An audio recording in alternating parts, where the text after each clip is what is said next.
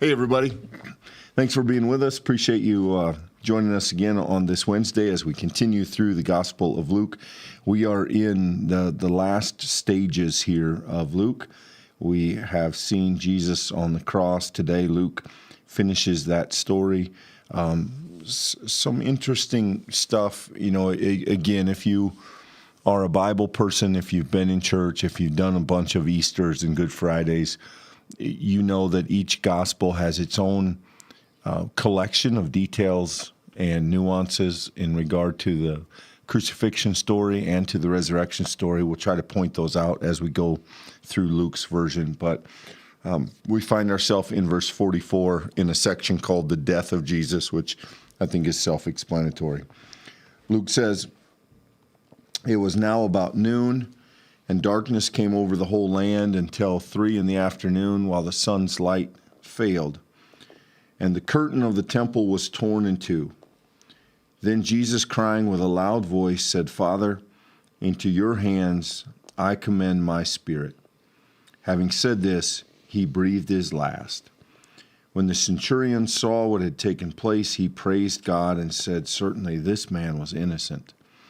And when all the crowds who had gathered there for the spectacle saw what had taken place, they returned home, beating their breasts. But all his acquaintances, including the women who followed him from Galilee, stood at a distance, watching these things." Luke doesn't do anything wildly different in his story. We get told this. The idea of darkness is important. Theologically, some people have suggested, and this is a theme in more than one of the Gospels, that this is essentially the image here is almost like God can't bear to watch. I don't know if that's reading too much in. It could just be a symbol for the darkness that is what the human being is doing to the Messiah here. But it covered, you notice, the whole land. And while the sun's light failed, the curtain of the temple is torn in two. This is a large, heavy, thick curtain that separates the general temple from the holy area that was reserved for the high priest. And in Matthew, it says that was ripped from top to bottom, indicating kind of that God did it. Here, Luke just gives us the detail that it was ripped. Probably what this represents, generally it's thought that this means that the barrier between what is considered the holiness and sacredness of God and people has been torn, has been eradicated, that God is now loose in the world, that there is no more barrier between God and his people.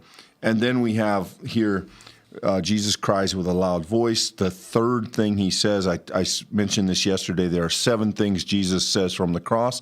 Actually, 3 of them are in Luke. "Father, into your hands I commend my spirit," and then he breathed his last. So again, Michael, you pointed this out yesterday in that text. Very interesting. You know, it takes Luke, what do we have here? 3 verses to tell this whole story. And yet, because of the way he tells it, he gets a lot across. I mean, he does a lot with not a lot of words here. Yeah, well,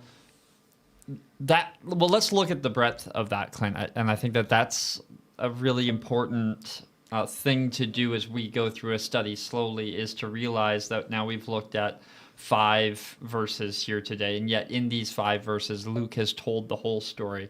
You have the setting, which is about noon, a kind of looseness in the time of day. What you need to know is not the time of day, but the fact that it should have been light, and it's at that moment when darkness comes over the land. So for this entire time, for 3 hours, it's going to be dark. We're not told why this is the case, but then you have the curtain temple torn, this theological, symbolic, typological action that happens, the thing that would be the separator between the Gentiles and the people, between God and the people. But there's so much symbolism and theology in the temple, that the idea that the order of the temple is now been changed because of what's happening on the cross. And then details, Clint, that might to us not immediately strike us, but here we have in very explicit wording, Luke says, verse 46, Jesus cries out with a loud voice.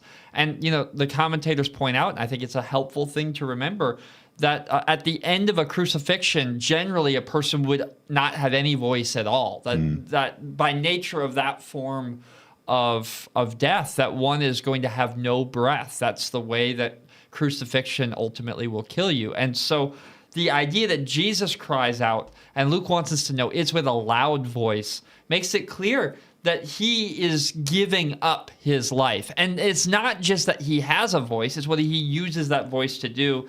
Into your hands I commend my spirit. He's giving to God himself. He's putting his whole faith and trust in the creator of the universe. Jesus is a righteous man, in other words. Jesus is doing an action for others that he's doing by his own will and agency, and he's doing the work that a righteous man would do. And Luke has told us all of that in just a couple verses here. Yeah, I think you'd see that most clearly in a gospel like John, where it's literally Jesus' decision to die. But I do think Luke, in a more subtle way, is telling us in various ways that Jesus is doing what he chooses to do. Again, he's not a victim in that sense that he didn't have options or that he got caught or that they outfoxed him, outsmarted him. Jesus has put himself here for this express purpose. And he now, recognizing at the end, let's go. He gives in and commits his spirit to God. And then let's talk about the reaction here. So these are those things that you can read, and sometimes from our perspective, we don't always understand what they mean. When the centurion saw, now understand that you're about to have a Roman soldier do interpretive theological work about who Jesus is. That is most stunning in the Gospel of Mark, where he says, surely this man was the Son of God. Here he says, certainly this man was innocent. But for a Roman to recognize, for a soldier to recognize the innocence, depending how far you'd want to argue that, if he's innocent of the charges, that means he is who he said he was and who they said he was. Now, how far you take that in the mind of the centurion, I don't know. That would only be speculation. But for that to be recognized by a Roman, this is the gospel's way, Luke's way of saying, the secret is out. Everyone should be able to see. When you look at Jesus, when you see this sacrifice, when you watch the forgiveness and the giving of spirit, it is something noticeable. It is something obvious. And even the crowds had gathered for the spectacle. They returned home beating their breasts. Now, maybe they got caught up. Again, we've said this, less so in Luke, are the crowds a part of the drama, but maybe they got caught up in it. Maybe they were excited by the all of the drama of it. But here, they see that something has happened and they don't feel good about it. They go home beating their breasts. And I think it's interesting that Luke gives us that twofold reaction, Michael, but everyone who witnesses sees something that doesn't seem right to them. They begin to experience the question marks of what has happened here, what have we done? Yeah, notice who's now conspicuously absent, Clint. There's no religious leaders.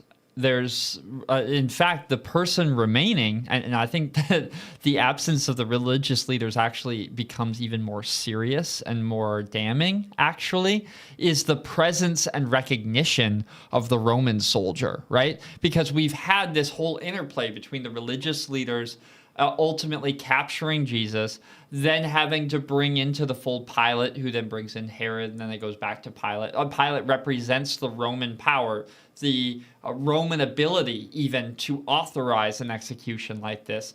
And the person who stands there at the foot of the cross at Jesus' death, and Luke literally says, praises God. I mean, a term of worship, not recognizes who Jesus is or sees anew with a new eye. No, praises God and says, certainly this man was innocent. So there's a way of saying that an open-minded Roman soldier who's practiced in the art of execution, or at least being around an execution, that soldier sees Jesus for who he is, the innocent man that he is in this moment. And it's all the more, I think, convicting upon those religious leaders who have brought Jesus to this point. I think Luke leaves the door open in a very gracious way here, actually, Clint, for the Gentiles and for the crowd. Luke wants to make it clear that Jesus is doing a thing for the sake of all of these people. And there's a way in which this is less true, I think, in like the Gospel of John, where it's more pointed towards those opponents of Jesus. But here, there's an absence of those religious leaders. There's a Roman soldier who's getting it. There's crowds who on some level understand the severity of what's happened here. And of course, then, Luke wants us to know there are also the women who had followed him from Galilee, that they are at a distance. They're watching this happen as well. Jesus is surrounded by these various layers of humanity, and each are responding differently in the midst of his death, his life-giving. Yeah, it is interesting if you think about these in terms of the groups of who have seen. The centurion praises, the people repent or grieve. That's what beating their breasts mean.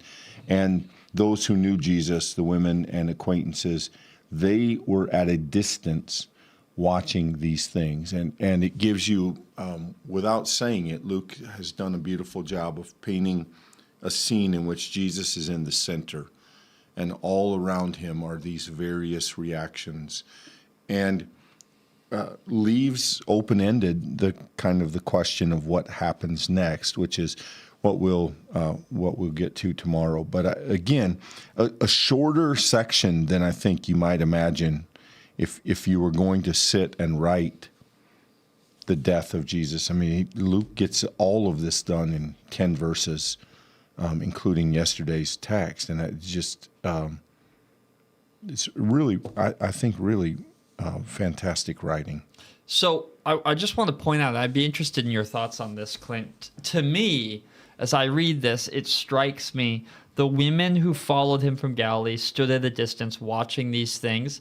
Luke, being the historian that he is, Luke caring so much about women like he does, it seems to me not accidental, the connection there that I think would be reasonable to make, that Luke is telling us the authoritative witnesses to Jesus' death are these women who have been following him, which in the ancient world, this is only going to get more complicated as some of the resurrection story unfolds. But Luke is turning to people who were not the first line of criminal defense. I mean, the witnesses. You wouldn't turn to the women followers as examples of pure faith if you were following simply by cultural guidelines in the first century. And yet, Luke wants us to know it's not the 12, it's not Peter he names, it's the women. And I think there's something genuinely revealing in that Luke says, no, this is the people who followed Jesus,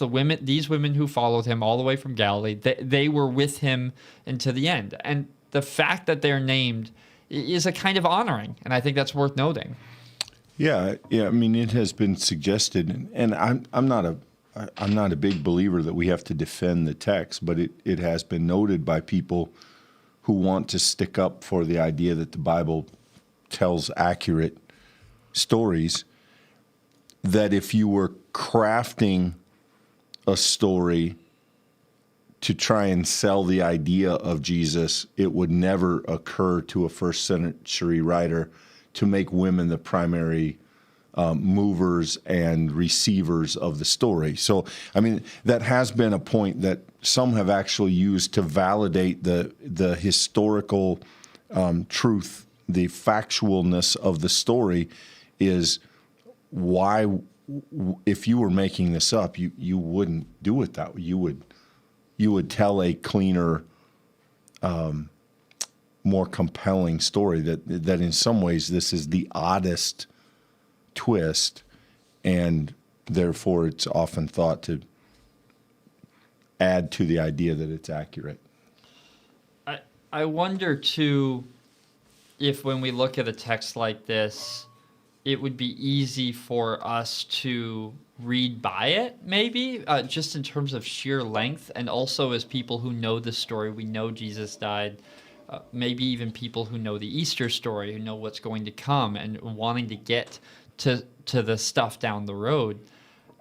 I think we should be careful to note in a study going at the pace that we're going that these words, though they may not be many in terms of the quantity of translated English words, we could not overstate the importance of these words in the history of Christian theology and at the center of what Christians believe that God has done in the world. When Jesus says, "Into your hands I commend my spirit," that opens for now thousands of years some of the brightest minds exploring what does it mean that the Son of God gives his spirit, and what implications does that have for those of us who are not in standing ourselves to get to do that work. And what we see happening here when a centurion, a person who doesn't have the law, a person who's not a person of Jewish faith,